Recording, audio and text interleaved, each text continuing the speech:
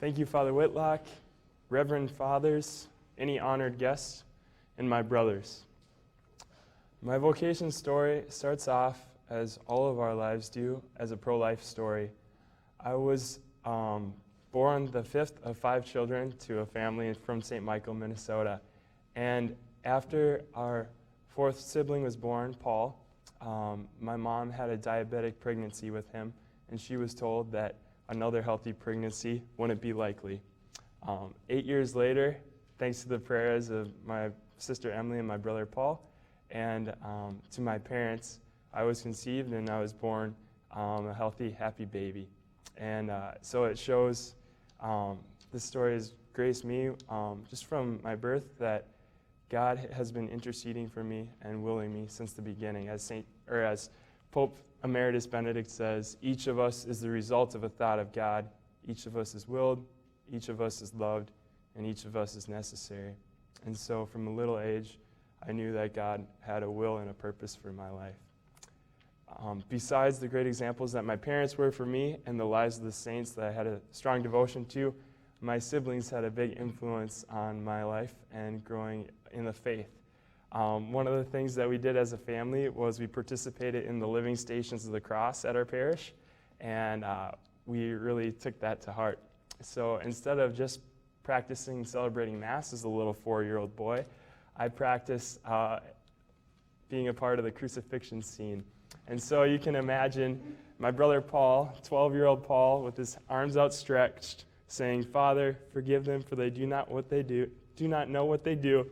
And Dominic with his little plastic red hammer, pounding the nails as a 4-year-old into his brother's arms. And so you can just see a little bit from that story how much the faith was a part of our family and how our parents and our siblings had a strong influence on me. And so as a little 3rd and 4th and 5th grader, I saw my siblings growing up and moving off to college, being in the Air Force, being in the seminary.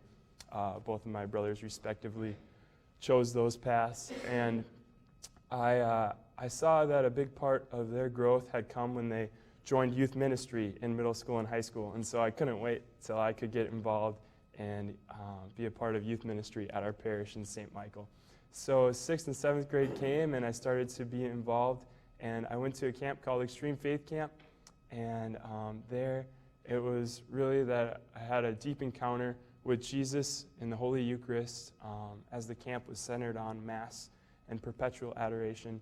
And at the end of the week, I really started to believe that Jesus is truly present in the Eucharist, even though the host looks like bread and tastes like bread, that I really began to believe that Jesus is truly present there. And that just gave me a lot of grace and peace and healing and understanding that Jesus died for my sins and he loves me so much to die. It was really beautiful. And so from there, continuing in Catholic education, I was able to go to adoration at our parish school at St. Francis Xavier in Buffalo with John Brown and Alex Rassett. We had an adoration chapel being built my 8th grade year, and I started to go to adoration on my own that year. And once high school came, I began to be involved in our parish at daily Mass and serving there. And despite,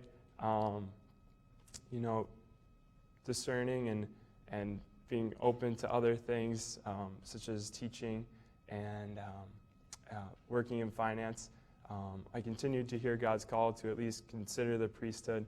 And in high school, some of the big influences for me were my pastor, Father Richards, and I got to see the priesthood through his eyes, and also my brother as he journeyed toward ordination, getting to spend time doing apostolic ministry with him, reaching the poor and the elderly.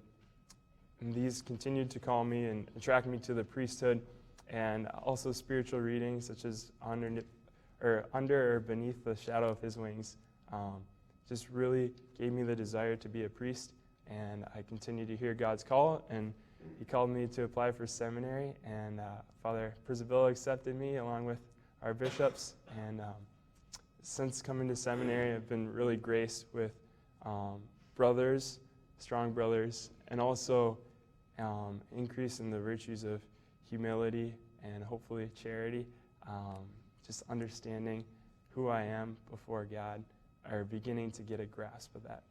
And so I just encourage you with me to remember that we are all willed by God and we're all here for a purpose, and God has a great plan for us. Praise be Jesus Christ.